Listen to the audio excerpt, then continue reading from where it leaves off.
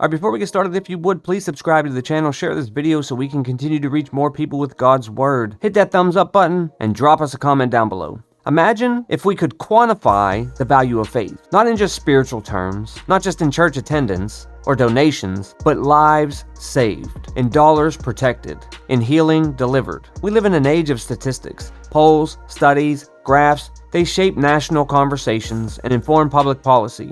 But when it comes to faith, we don't often hear the numbers. We hear the opinions, the skepticism, the controversies, but rarely do we pause and look at the hard data. Well, today we're going to change that, because today we're going by the numbers. And what we find is that faith isn't just a matter of belief, it's actually a matter of life and death. During this study, we're going to unpack how declining religious affiliation is contributing to national crisis, from addiction to depression to rising mortality. We'll look at how faith-based programs are quietly but powerfully saving lives and saving our country billions in the process. And by the end of this episode, you'll see what the research shows clearly. Faith doesn't just count, it saves. So let's get into it. Let's start with some cold, hard numbers. According to data reported by Faith Counts, faith-based programs in America are responsible for saving over 20,000 lives and more than $316 billion.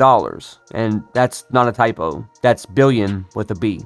So where does all this come from? Faith-based organizations, churches, ministries, rescue missions, rehab centers are boots-on-the-ground forces in the fight against everything from homelessness and hunger to addiction and suicide. And unlike many bureaucratic systems, they operate with something the government often lacks: compassion-driven efficiency. But here's the sobering twist. As religious affiliation declines, the nation is facing a health crisis. Let's go back in time for a moment. In 1998, I'm sorry to be the bearer of bad news here, but 1985 to 1995 is the cutoff for being a 90s kid. If you weren't a 90s kid, I'm sorry, I feel bad for you, I can't help you, but you missed out on the best cartoons ever. It's not up for debate. In 1998, only 13.7% of Americans identified as religiously unaffiliated. Fast forward to today, and that number is 29%, more than double. This isn't just a cultural shift, it's a warning sign. Because during that same time frame, the rate of drug-related deaths has also exploded. In 1998, it was 6 drug deaths per 100,000 people. By 2017, it was 22 drug deaths per 1,000 people. That's a nearly 4 times increase in the last 20 years. Correlation doesn't always mean causation, but this trend is impossible to ignore. As America drifts from faith, Americans are falling deeper into despair. We're seeing more depression, more suicides, more addiction, more broken homes, more fatherless homes, and fewer support systems stepping in. Today, 20 million Americans suffer from substance use disorder. That's 1 in every 13 people. And yet, faith-based recovery programs like Celebrate Recovery, Adult and Teen Challenge, Salvation Army Rehabilitation Centers, and thousands of local church-led support groups continue to succeed where others fail. Because they don't just treat the symptoms, they treat the soul. They offer more than medicine, they offer meaning. More than detox, they offer direction. This should make us stop and think. What happens to society when faith is dismissed? What's the cost, human and economic, of removing spiritual foundations? And who picks up the pieces when our secular systems fall short? Too often, we focus on how much money religion costs in tax exemptions or political debates. But the data tells a different story. Without faith-based programs, society would be bankrupt in more ways than one.